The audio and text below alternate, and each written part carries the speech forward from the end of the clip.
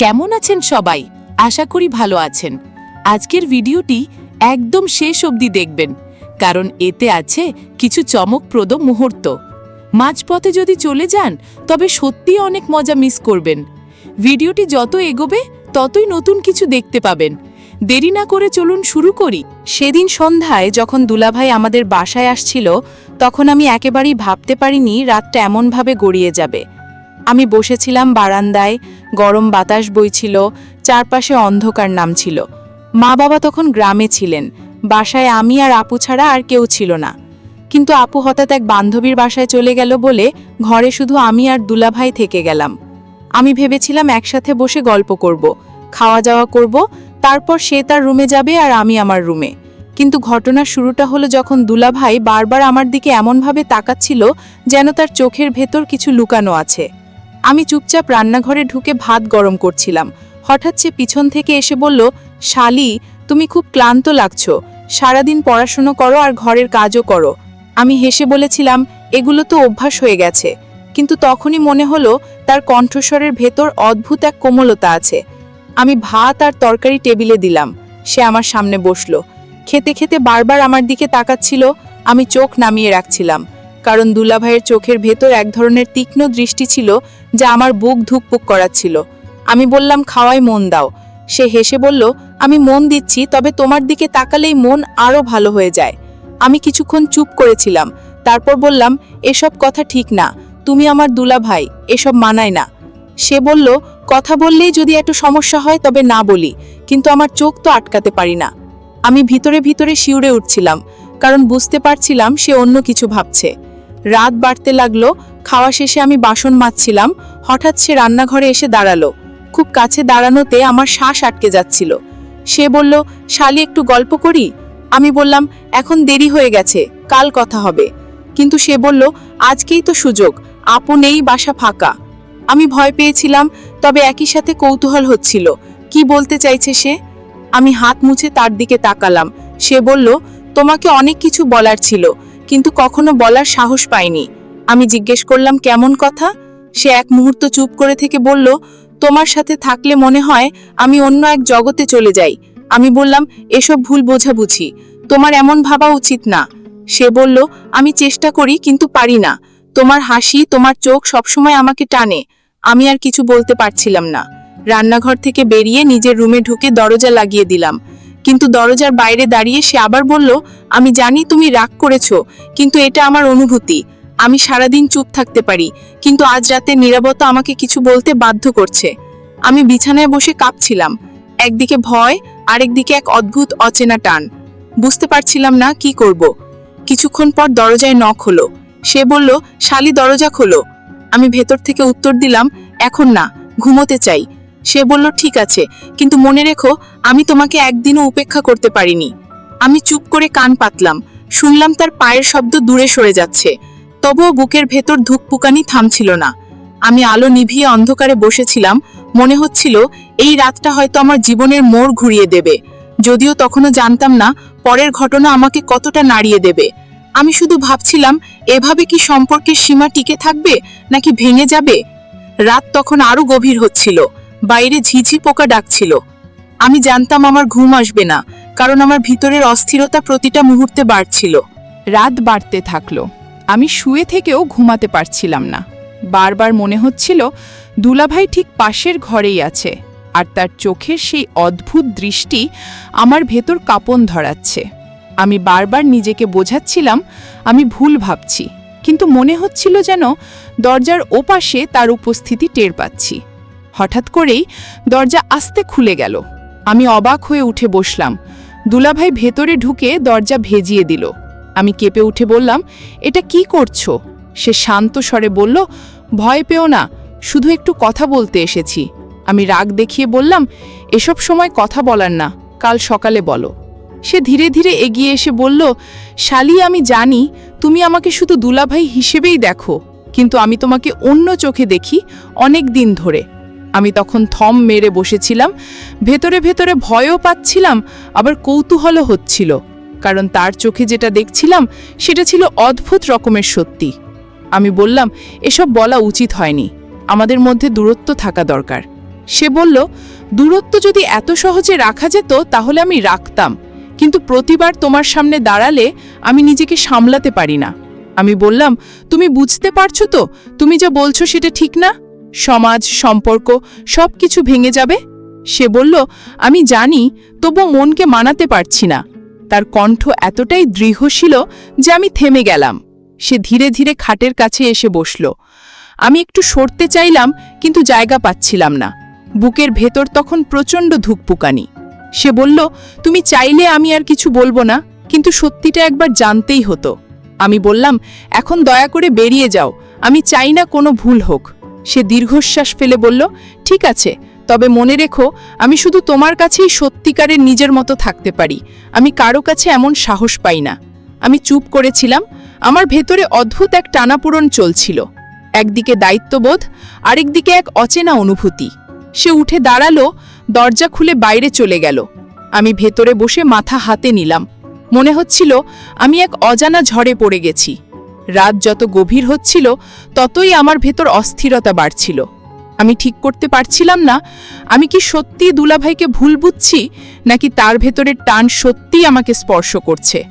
বাইরে চাঁদের আলো ঘরে ঢুকছিল, বাতাস পর্দা উড়িয়ে দিচ্ছিল। আমি জানতাম আমার পক্ষে এই রাতটা শান্তভাবে শেষ করা সম্ভব নয়। বুকের ভেতর শুধু একটাই প্রশ্ন ঘুরছিল, আমি কি ঠিক করছি, নাকি এমন এক জায়গায় চলে যাচ্ছি যেখান থেকে আর ফেরা যাবে না। আমি ভেবেছিলাম দুলাভাই ঘরে ফিরে গেলে সব শান্ত হয়ে যাবে, কিন্তু সত্যি বলতে কিছুই শান্ত হলো না। বরং তার চলে যাওয়ার পরও তার গায়ের গন্ধ যেন ঘরে রয়ে গেল। আমি চোখ বন্ধ করলেই মনে হচ্ছিল সে আমার সামনে দাঁড়িয়ে আছে। আমি বারবার নিজেকে বোঝাচ্ছিলাম এটা ভুল, কিন্তু মন একদমই শুনছিল না। আমি বিছানায় এপাশ ওপাশ করছিলাম, ঠিক তখনই বাইরে থেকে হালকা পায়ের শব্দ পেলাম। মনে হলো সে আবারও ফিরে আসছে। আমার বুক ধরফর করতে লাগলো। দরজা খোলেনি, তবুও মনে হচ্ছিল সে কাছে দাঁড়িয়ে আছে। আমি উঠে গিয়ে দরজার কাছে দাঁড়ালাম। বাইরে নিঃশব্দ, শুধু বাতাসের শব্দ। আমি আবার বিছানায় ফিরে এলাম, কিন্তু ঘুম তো আসেইনি। মাথায় শুধু তার কথাগুলো ঘুরছিল। তুমি চাইলে আমি কিছু বলবো না, কিন্তু সত্যিটা একবার জানতেই হতো। এই লাইনটা বারবার কানে বাজছিল। আমি ভাবছিলাম, সত্যিই কি সে আমার প্রতি এতটা টান অনুভব করে, নাকি হঠাৎ আবেগে এসব বলছে। হঠাৎ জানালার পর্দা সরে গিয়ে বাইরে থেকে চাঁদের আলো আমার মুখে পড়ল। সেই আলোতে মনে হলো আমি কোনো নাটকের চরিত্র যে আটকে গেছে নিষিদ্ধ এক দ্বন্দ্বে। আমি মনে মনে প্রার্থনা করছিলাম রাত যেন দ্রুত কেটে যায়, কিন্তু প্রতিটা মিনিট যেন ঘন্টার মতো দীর্ঘ হয়ে যাচ্ছিল। হঠাৎ আমার ফোনে মেসেজ এলো। হাত কাঁপতে কাঁপতে ফোন হাতে নিলাম। দেখলাম দুলাভাই লিখেছে, যদি পারো একটু বারান্দায় আসো। আমি প্রথমে ভয়ে কেটে উঠলাম, তারপর নিজেকে সামলে ভাবলাম যাওয়া উচিত নয়, কিন্তু পা যেন নিজে থেকেই টানছিল। আমি আস্তে করে দরজা খুলে বারান্দায় গেলাম। সেখানে দাঁড়িয়ে সে চাঁদের আলোয় আমার দিকে তাকিয়েছিল। তার চোখে ভয় আর আকুলতা মিলেমিশে ছিল। আমি বললাম, তুমি কেন এমন করছো? সে ধীরে বলল, কারণ আমি আর অভিনয় করতে পারছি না। আমি ভাবলাম, যদি এই মুহূর্তে আমি ফিরে যাই তবে হয়তো সবকিছু সহজ হয়ে যাবে, কিন্তু আমার ভেতরের কৌতূহল আমাকে থামিয়ে দিল। আমি দাঁড়িয়ে রইলাম। সে বলল, শালি, আমি জানি তুমি হয়তো আমাকে ঘৃণা করবে, কিন্তু তোমাকে ছাড়া আমার দিন কাটে না। আমি বললাম, এসব ভুল। তবু আমার গলা কেঁপে যাচ্ছিল। সে ধীরে ধীরে এগিয়ে এলো। আমি পিছিয়ে দেয়ালে ঠেকলাম। আমাদের মাঝে আর কোনো ফাঁক রইল না। আমি চোখ নামিয়ে ফেললাম। বুকের ভেতর কাঁপন থামছিল না। সেই মুহূর্তে মনে হচ্ছিল সীমারেখা একদম ভেঙে পড়েছে। আমি শুধু ফিসফিস করে বললাম, ফিরে যাও দয়া করে। সে কিছুক্ষণ থেমে আমার দিকে তাকিয়ে রইল। তারপর দীর্ঘশ্বাস ফেলে বলল, ঠিক আছে, তবে জেনে রাখো, আজ তোমার চোখ আমাকে সব বলে দিয়েছে। আমি চমকে উঠলাম, কারণ সত্যিই আমি চোখ নামালেও আমার ভেতরের দ্বন্দ্ব হয়তো তার চোখে ধরা পড়েছিল। সে ধীরে ধীরে সরে গেল। আমি আবার ঘরে ঢুকে দরজা বন্ধ করলাম, কিন্তু এবার ঘরের নিস্তব্ধতা আরও ভারী হয়ে এলো। মনে হচ্ছিল আমি শুধু একা নই, আমার সাথে তার দৃষ্টি, তার কণ্ঠ, তার অদ্ভুত স্বীকারোক্তি আমাকে ঘিরে আছে, আর আমি কিছুতেই সেখান থেকে পালাতে পারছি না। সেই রাতের পর আমি ভেবেছিলাম সবকিছু হয়তো শেষ হয়ে গেছে, কিন্তু পরের দিন যখন সকালে ঘুম ভাঙল তখনও মনে হচ্ছিল তার দৃষ্টি আমার চোখের ভেতর গেঁথে আছে। আমি আয়নার সামনে দাঁড়িয়ে নিজের মুখ দেখছিলাম। মনে হচ্ছিল আমি আর আগের আমি নেই। ভেতরে যেন এক অদ্ভুত পরিবর্তন হয়ে গেছে। দুলাভাই তখনও ঘরে ছিল। আমি রান্নাঘরে গিয়ে নাস্তা তৈরি করতে লাগলাম। হঠাৎ সে এসে দাঁড়ালো দরজার কাছে, শান্ত স্বরে বলল, শালি, তুমি কি আমার উপর খুব রাগ করেছ? আমি কিছু বললাম না, শুধু চুপচাপ কাজ করতে লাগলাম। সে এগিয়ে এসে বলল, তুমি কিছু না বললেও আমি তোমার নীরবতায় সব বুঝতে পারছি। আমি বললাম, তুমি এসব আর বলো না, আমাদের সম্পর্ক এমন নয়। সে দীর্ঘশ্বাস ফেলে বলল, আমি জানি, কিন্তু হৃদয় কখনো সম্পর্কের নিয়ম মানে না। আমি মাথা নিচু করে বললাম, তুমি জানো না আমি কেমন অবস্থার ভেতর দিয়ে যাচ্ছি। সে বলল, জানি, আর সেজন্যই বারবার তোমার সামনে আসছি। আমি বললাম, তুমি কি বুঝতে পারছো এটা কত বড় ভুল? সে বলল, হ্যাঁ বুঝি, কিন্তু তবুও তোমার চোখ আমাকে থামতে দেয় না। আমি চুপ করে দাঁড়িয়ে রইলাম। রান্নাঘরের ভেতরে নিস্তব্ধতা নেমে এলো, শুধু চুলার আগুনের শব্দ হচ্ছিল। আমি মনে মনে ভাবছিলাম, যদি সত্যিই আমি দৃঢ় হতে পারতাম, তবে হয়তো তাকে এভাবে আমার কাছে আসতে দিতাম না। কিন্তু কেন জানি না আমার পা শক্ত হচ্ছিল না। আমি একসময় রান্না শেষ করে টেবিলে রাখলাম। সে আমার সামনে চেয়ারে বসল। দুজনেই নাস্তা করছিলাম, কিন্তু কথা হচ্ছিল না। হঠাৎ সে বলল, তুমি চাইলে আমি আর আসবো না, কিন্তু প্রতিশ্রুতি দাও একবার শুধু সত্যি করে আমার চোখের দিকে তাকাবে। আমি কেঁপে উঠে বললাম, কেন বারবার এমন কথা বলছো? সে বলল, কারণ আমি চাই তুমি নিজেই অনুভব করো তোমার ভেতরে কি চলছে। আমি কোনো উত্তর দিলাম না, শুধু মাথা নিচু করে খেয়ে যাচ্ছিলাম। কিন্তু সত্যি বলতে তার প্রতিটি কথা আমার ভেতর ঝড় তুলছিল। নাস্তা শেষে আমি নিজের রুমে চলে গেলাম। দরজা ভেজিয়ে বিছানায় শুয়ে রইলাম। জানালার ফাঁক দিয়ে আলো ঢুকছিল। আমার চোখ বন্ধ হয়ে আসছিল, কিন্তু ঘুম আসছিল না। মাথার ভেতর শুধু সেই কথা ঘুরছিল, হৃদয় কখনো সম্পর্কের নিয়ম মানে না। আমি ভাবছিলাম, সত্যিই কি আমি তাকে অন্যভাবে দেখতে শুরু করেছি, নাকি এটা শুধু এক রাতের বিভ্রম। কিন্তু যতই অস্বীকার করি, মনে হচ্ছিল আমি আস্তে আস্তে তার টানে ভেসে যাচ্ছি। সন্ধ্যায় আবার দেখা হলো। আমি বসেছিলাম বারান্দায়, সে এসে পাশে বসলো। কিছুক্ষণ চুপ থেকে বলল, শালি, আমি জানি তুমি কিছু বলবে না, কিন্তু তোমার নীরবতা আমাকে ভেতর থেকে ভেঙে দিচ্ছে। আমি তার দিকে তাকালাম না, শুধু বললাম, চুপ করে থাকো। সে হাসলো, বলল, তুমি যতই চুপ করো, ততই আমি তোমার কাছ থেকে শব্দ শুনতে চাই। আমি আর সহ্য করতে পারছিলাম না। উঠে দাঁড়িয়ে বললাম, আমার আর ভালো লাগছে না। সে হাত বাড়িয়ে বলল, থাকো, আমি কিছুই করব না, শুধু বসো। আমি থেমে গেলাম, আবার বসে পড়লাম, কারণ সত্যিই আমার পক্ষে সরে যাওয়া কঠিন হয়ে যাচ্ছিল। আমি বুঝতে পারছিলাম এই টানাপোড়েনের শেষ কোথায় জানি না, কিন্তু প্রতিটি মুহূর্তে আমি সীমারেখা থেকে সরে আসছিলাম, আর হয়তো একদিন আমি আর ফিরতে পারবো না। সেই সন্ধ্যায় যখন আমি বারান্দায় বসেছিলাম, তখন বাতাসে এক ধরনের অদ্ভুত ভারী গন্ধ ছিল। মনে হচ্ছিল চারপাশের নীরবতা আমার বুকের ভেতরের অস্থিরতার মতোই জমাট বেঁধে আছে। দুলাভাই এসে পাশে দাঁড়াতেই আমি টের পেলাম তার উপস্থিতি আমার শরীর কাঁপিয়ে দিচ্ছে। আমি চোখ ফিরিয়ে রাখতে চাইলাম, কিন্তু পারলাম না। সে শান্ত কণ্ঠে বলল, শাড়ি, তুমি যদি সত্যিই মনে করো আমি ভুল করছি, তবে আমাকে থামাও, আমি আর কিছু বলবো না। আমি কিছুক্ষণ চুপ করে থেকে বললাম, তুমি কেন বারবার আমাকে এমন অবস্থায় ফেলছো? সে দীর্ঘশ্বাস ফেলে বলল, কারণ আমি নিজেকে আটকাতে পারছি না। তোমার নীরবতাই আমাকে সাহস দেয়। আমি বললাম, নীরবতা মানে সম্মতি নয়। সে বলল, তবুও নীরবতা অনেক সময় সব কিছু বলে দেয়। আমি হঠাৎ চমকে উঠলাম, কারণ সত্যিই আমি নীরব থাকলেও ভেতরে ভেতরে কত কিছু চলছিল, যা হয়তো আমার চোখে ধরা পড়ছিল। সে আমার খুব কাছে এসে দাঁড়ালো। আমি দেয়ালে ঠেকলাম, বুক ধড়ফড় করছিল।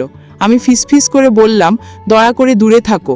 সে ধীরে বলল, তুমি যদি একবার আমার চোখের ভেতর তাকাও, তবে বুঝবে আমি কি চাই। আমি কাঁপা কণ্ঠে বললাম, আমি বুঝতে চাই না।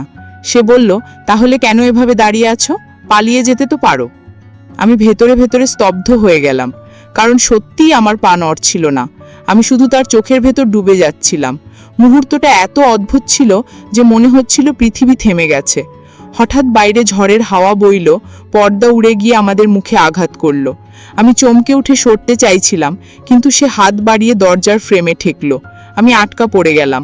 বুকের ভেতর ভয় আর টান একসাথে ছুটছিল। আমি বললাম, তুমি জানো এটা ঠিক না? সে মাথা নিচু করে বলল, জানি, তবুও তোমাকে ছাড়া কিছু ভাবতে পারি না। আমি চোখ বন্ধ করে ফেললাম। মনে হচ্ছিল আমি এক অচেনা আবেগের ভেতর হারিয়ে যাচ্ছি। কিছুক্ষণ নিস্তব্ধতা ছিল, শুধু ঝড়ের শব্দ হচ্ছিল। তারপর সে ধীরে ধীরে সরে গেল। সেই রাতের পর আমি মনে মনে প্রতিজ্ঞা করেছিলাম আমি আর দুলাভাইয়ের চোখের দিকে তাকাবো না, কারণ তার চোখে এমন এক টান আছে যা আমাকে দুর্বল করে দেয়। কিন্তু মানুষ যত বেশি কিছু থেকে পালাতে চায় ততই সে জড়িয়ে যায়। কয়েকদিন পর এক রাতে বাসায় আমি আর দুলাভাই একা ছিলাম। আপু বাইরে গেছে আর মা বাবা তখনও গ্রামে। আমি বই হাতে পড়ার চেষ্টা করছিলাম, কিন্তু মন বসছিল না। হঠাৎ দরজায় টোকা পড়ল। আমি বললাম, কি হয়েছে? সে ভেতরে এসে চুপচাপ দাঁড়ালো। আমি বই নামিয়ে বললাম, তুমি কি আবার একই কথা বলতে এসেছো? সে ধীরে বলল, না, আজ কিছু বলতে আসিনি, শুধু তোমার পাশে বসতে চাই। আমি বললাম, এটা কি ঠিক হবে? সে মৃদু হেসে বলল, ঠিক ভুলের হিসাব করলে হয়তো কিছুই বাকি থাকবে না। আমি শুধু চাই তুমি জানো আমি কেমন অনুভব করি। আমি চুপ করে রইলাম। সে আমার বিছানার পাশে বসলো। আমরা দুজনেই কিছু বলছিলাম না। ঘরের ভেতর নিস্তব্ধতা জমে উঠছিল। হঠাৎ সে বলল, শানি, তুমি কি সত্যি একবারও আমাকে ভিন্নভাবে দেখোনি? আমি কেঁপে উঠলাম, কারণ এই প্রশ্নটা আমার ভেতরের সত্যিকে নাড়িয়ে দিল। আমি ধীরে বললাম, আমি জানি না, হয়তো দেখেছি, হয়তো না। সে হাসলো, বলল, তাহলে তুমি আর আমার মধ্যে পার্থক্য কম। আমি মাথা নিচু করে নীরব থাকলাম। কিছুক্ষণ পর সে বলল, তুমি যদি চাও আমি এখানেই থেমে যাব। আমি তার দিকে তাকালাম, দেখলাম তার চোখে ভয়ের সাথে সাথে এক অদ্ভুত কোমলতা। আমি বললাম, থামা যদি এত সহজ হতো তবে ভালো হতো। সে কাছে ঝুঁকে বলল, তাহলে তুমিও আমার মতোই আটকে গেছো। আমার ঠোঁট শুকিয়ে যাচ্ছিল, বুকের ভেতর ধুকপুকানি বেড়ে যাচ্ছিল। আমি ফিসফিস করে বললাম, তুমি জানো এটা আমাদের কারোর জন্যই সহজ নয়। সে বলল, সহজ না বলেই তো সত্যি। আমি চোখ বন্ধ করে ফেললাম। মনে হচ্ছিল আমি নিজেকে হারিয়ে ফেলছি, কিন্তু একই সাথে অদ্ভুতভাবে মুক্তও হচ্ছি। মুহূর্তটা যেন আমাদের দুজনকে বেঁধে ফেলল। তারপর হঠাৎ সে উঠে দাঁড়ালো, দরজার কাছে গিয়ে বলল, আমি প্রতিশ্রুতি দিচ্ছি তোমাকে কখনো কষ্ট দেব না, কিন্তু এই সত্যিটা আজীবন আমার ভেতরে থাকবে। আমি স্তব্ধ হয়ে রইলাম। মনে হচ্ছিল আমার ভেতর ভাঙন ধরল, আবার গড়ে উঠল। সে বেরিয়ে গেল। দরজা আস্তে বন্ধ হয়ে গেল। আমি বিছানায় বসে ভাবছিলাম, আমি কি সত্যিই ভুল করছি, নাকি এমন এক অনুভূতির কাছে হার মানছি যেটা থামানো সম্ভব নয়। জানালার ফাঁক দিয়ে চাঁদের আলো আমার মুখে পড়ছিল। আমি বুঝতে পারছিলাম আমার জীবন আর আগের মতো থাকবে না, কারণ একবার যে সীমারেখা ভাঙে তার ভেতরে আর পুরনো নিয়ম মানতে ইচ্ছে করে না। সেদিন থেকে প্রতিটা রাত আমার জন্য নতুন এক দ্বন্দ্ব হয়ে উঠল। আমি ভেবেছিলাম সময় সব মুছে দেবে, কিন্তু আসলে সময় সেই মুহূর্তগুলোকে আরো গভীর করে